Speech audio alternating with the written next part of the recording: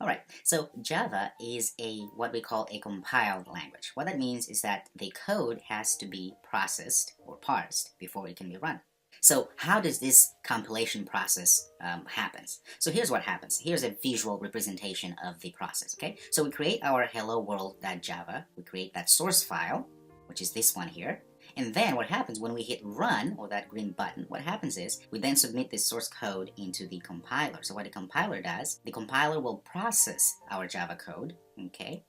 And so it goes through and looks for errors, looks for syntax errors, looks for all these different things, making sure that everything is ready to go. And once it's done, it then spits out this bytecode, which still is instructions, right? But it's machine instruction, which means now this bytecode here can be run on any device as long as the device has what we call Java Virtual Machine.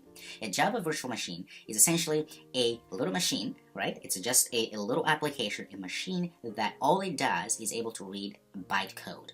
That means any device that has Java Virtual Machine installed in it, it will be able to run the bytecode, which means we'll be able to run Java instructions.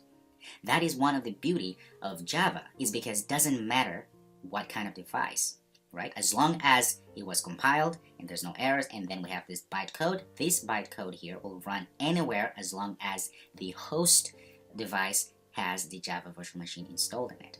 Okay, so in this case, this could be, a cell phone, it could be a DVD, a DVR, doesn't matter. As long as there is a Java Virtual Machine, this bytecode will run. Okay, so that's the process that's the compilation process here in Java. So in our case here, going back to our case, we have our class here, right? That's a Java file.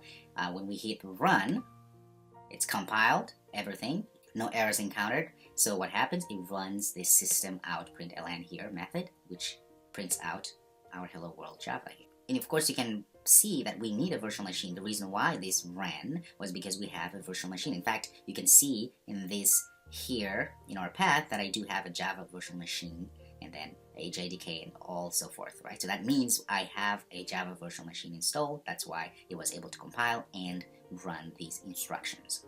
Now you know how Java works. Alright, good job. So I'll see you in the next video.